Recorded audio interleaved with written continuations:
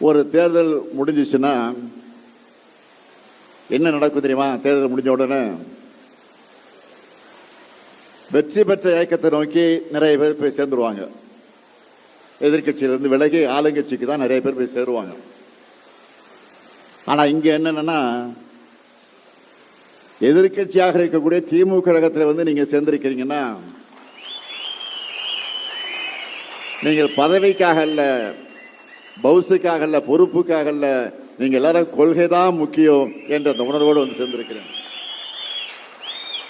அதுதான் பாராட்டப்பட வேண்டிய ஒரு விஷயம், உண்மையிலே பெருமைப்பட வேண்டிய விஷயம். திராவிட முன்னேற்ற கழகம் வலிமையாக இருந்தாதான் தமிழ்நாட்டை காப்பாற்ற முடியும்னு நம்பி இந்த இயக்கத்தை சேர்ந்திருக்கிறீங்க. கடந்த 5 வருஷமா எந்த துறை எடுத்து பார்த்தாலும் இதுவரை தமிழகம் கண்டிராத வளர்ச்சியை நம்முடைய தமிழ்நாடு பார்த்துச்சு. இந்தியாவிலேயே 2வது பெரிய பொருளாதாரம் கொண்ட மாநிலமா தமிழ்நாட்டை நாம உயர்த்தணும். தினமும் ஒரு திட்டம் அப்படின்னு சொல்லத்தக்க வகையில் திட்டங்களை உருவாக்கணும். எல்லா தரப்பு மக்களையும் நாம கவரக்கூடிய வகையில் திட்டங்களை தீட்டணும். திட்டங்களும் மக்கள் போய் சேர்ந்துச்சு. நம்ம ஆட்சி மேல இருந்த நம்பிக்கையில தான் தமிழ்நாட்டை நோக்கி பல்வேறு மாநிலங்களிலிருந்து, பல்வேறு நாடுகளிலிருந்து, உலக அளவில் மிகப்பெரிய நிறுவனங்கள் எல்லாம் வந்துச்சு, நமக்கு சேர்ந்துச்சு. தொழில் தொடங்கினாங்க. தொழில் தொடங்கினது மட்டுமல்ல, எல்லா மாவட்டங்களையும் வேலை வாய்ப்புகளும் பெருகுச்சு. அண்டை மாநிலங்களை ஆட்சி செய்யக்கூடிய அரசியல் ரீதியா நமக்கு எதிரணியில் இருக்கக்கூடிய தலைவர்கள் கூட இதை வெளிப்படையா பார்த்துட்டு பாராட்டாங்க, சில பேர் பொறாமப்பட்டாங்க.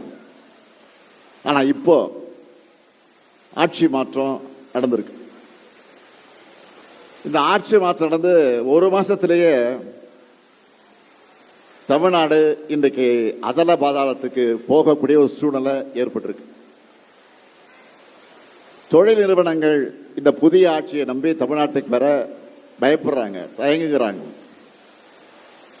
அதனால வேற மாநிலங்களுக்கு போயிட்டு இருக்கிறாங்க. என்ன காரணம்? சட்டம் ஒழுங்கை பத்தி சொல்லவே தேவையில்லை. பாலியல் கொடுமைகள், போதை மருந்து நடமாட்டம், பெட்ரோல் குண்டு வீச்சு, அரிவாள் வெட்டுகள், கொள்ளைகள், அராஜகங்கள், டிவியை பார்த்தா, பேப்பரை படிச்சா இந்த செய்திகள் தான் கண்ணில் படுது. அதுலேயும் குறிப்பா நிறைய குற்றங்கள்ல ஆளுங்கட்சிக்காரங்களே சம்பந்தப்பட்டிருக்கிறாங்க. இதுதான் வேதனை. இன்னொரு பக்கத்தில் மின்வெட்டு, விவசாயிகள் போராட்டம், பல்வேறு பிரச்சனைகள். ஆனா எதை பத்தியும் கவலைப்படாம ஒரு டேக் டைவர்ஷன், திசை திருப்புற வேலையில் இந்த ஆட்சி நடந்துட்டு இருக்காங்களே தவிர, இவங்களோட இந்த டெக்னிக் மக்களுக்கு இப்ப புரிய ஆரம்பிச்சிருச்சு. இப்பதான் பேச ஆரம்பிச்சிருக்கிறாங்க, தப்பு பண்ணிட்டோம். ஓட்டு போட்டவங்களும் கஷ்டப்படுறாங்க, ஓட்டு போடாதவங்களும் கஷ்டப்படுறாங்க. இப்போ அவங்களே இப்போ தன்னெழுச்சியா பல இடங்கள்ல போராட ஆரம்பிச்சிருக்கிறாங்க. இன்றைக்கு பாத்தீங்கன்னா அமைச்சர்களும் எங்கேயாவது கார்ல டூர் போகும்போது, நிகழ்ச்சிக்கு போகிற போது வழிமறிச்சு கேள்வி கேட்க ஆரம்பிச்சிட்டாங்க. இந்த சூழல்ல மக்களுக்கு துணையாக நாம தான் இருக்கணும். தமிழ்நாட்டை காக்கிற பொறுப்பும் கடமையும் திராவிட முன்னேற்ற கழகத்தான் அதிகமாக இருக்கு. ஏன்னா நாம பார்த்து பார்த்து வளர்த்த தமிழ்நாட்டை சீரழிய விடக்கூடாது. ஏதோ ஒரு தேர்தலில் வெற்றி வாய்ப்பை இழப்பது என்பது ஒரு பெரிய வீழ்ச்சி அல்ல. எத்தனையோ வெற்றியை பார்த்திருக்கிறோம், எத்தனையோ தோல்வியும் பார்த்திருக்கிறோம். திமுகவை போல வெற்றி பெற்ற கட்சியும் கிடையாது, தோத்திருக்கக்கூடிய கட்சியும் கிடையாது. ரெண்டுலயும் நமக்கு தான் பெருமை இருக்கு. அதனாலதான் சொல்றேன், திமுக இருப்பு வாக்குச்சாவடிகளை தாண்டி லட்சக்கணக்கான உடன்பிறப்புகளான இதயத்தில் இந்த இயக்கம் இருக்கு. பேரறிஞர் அண்ணாவால் உருவாக்கப்பட்டு 49ஆம் ஆண்டு கொட்டு மழையில வடசென்னை ராபின்சன் பூங்காவில தொடங்கி வைக்கப்பட்ட திராவிட முன்னேற்ற கழகம் அண்ணாவால் உருவாக்கப்பட்டு தலைவர் கலைஞர் அவர்களால் வளர்த்தெடுக்கப்பட்டு வலிமையான அமைப்போடு இந்த இயக்கம் இருக்கு. உண்மை தொண்டர்களான உடன்பிறப்புகளின் தேர்வையில ரத்தத்தில் உருவாக்கப்பட்டிருக்கக்கூடிய இந்த இயக்கத்தை எந்த கும்பனாலும் இந்த கழகத்தை வீழ்த்த முடியாது, தொட்டு கூட பார்க்க முடியாது. உடன்பிறப்புகளின் உழைப்பும் நம்ம இயக்கத்துடைய கட்டமைப்பு தான் கழகத்துடைய பெரிய பலம். அதைத்தான் இந்த இயக்கத்துடைய தலைமை தொண்டனாக உங்களை எல்லாம் நான் அதிகமான அளவுக்கு நம்புகிறேன். நீங்க நினைச்சு பாருங்க, நம்ம எத்தனையோ திட்டங்களை எத்தனையோ சாதனைகளை செஞ்சு முடிச்சிருக்கிறோம். உதாரணத்துக்கு 1-2 மட்டும் நான் சொல்ல விரும்புறேன். மகளிர் உரிமை தொகை நம்ம ஆட்சிக்கு வந்த உடனே வழங்குவோம் சொன்னோம்.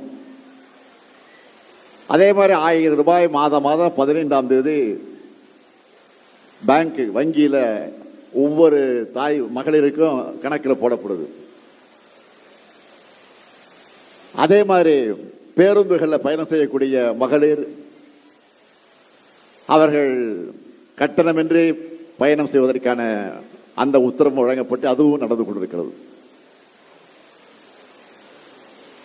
ஆரம்ப பள்ளிக்கூடத்தை முடிச்சுட்டு கல்லூரிக்கு போகக்கூடிய மாணவர்கள் மாணவியர்கள் அவங்க மேல் படிப்புக்கு போகக்கூடிய வசதி இல்லாத அந்த குடும்பத்தில் லட்சக்கணக்கான மாணவர்கள் இருக்கிறார்கள் என்பதை அறிந்து அதற்காக மாதம் அந்த மாணவர்களுக்கு மாணவியர்களுக்கு தமிழ் புதல்வன் புதுமை பெண் என்ற திட்டத்தின் சார்பில் மாதம் 1000 ரூபாய் வழங்கப்படுது. அதே மாதிரி காலை உணவு திட்டம் இந்தியாவில் விட்டல, உலகத்தில் எங்கேயும் கிடையாது. நம்மை பார்த்து தான் லண்டன் மாநகரத்தில் இருக்கக்கூடியவர்கள் வந்து இதை பார்த்துட்டு அதை நடத்திட்டு இருக்காங்க. கனடா நாட்டில் அது நடந்து கொண்டிருக்கிறது. போது பல மாநிலங்களும் இப்போ நடக்க தொடங்கி இருக்கு. அண்ணா ஒரு முறை சொன்னார், தமிழ்நாடு சட்டமன்றத்தில் தீர்மானம் கொண்டு வந்து பேர் வச்சப்போ 3 முறை தமிழ்நாடு முழங்கி தமிழ்நாடு வாழ்க வாழ்கன்னு சொல்ல வச்சு அப்ப சொன்னார், இந்த தமிழ்நாட்டுக்கு தமிழ்நாடு என்ற பெயர் இருக்கு வரைக்கும் என்னுடைய பெயர் அண்ணாதுரைங்கிற பெயர் மக்கள் இருக்கும், அதை யாராலும் மாற்ற முடியாதுன்னு சொன்னார்.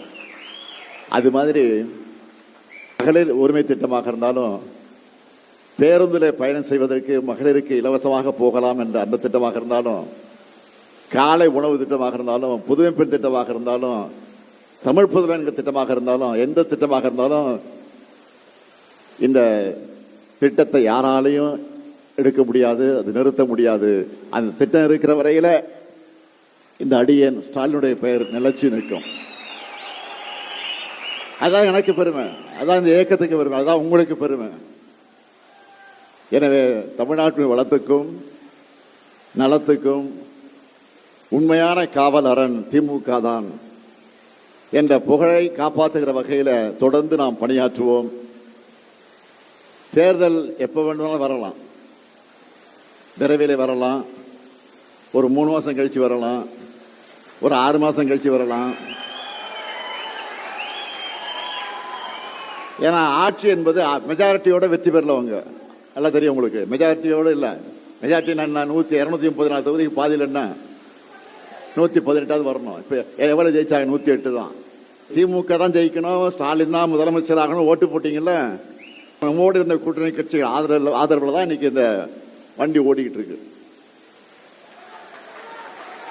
ஓடுகிற வண்டி எங்க போய் நிற்க போகுதுன்னு தெரியல.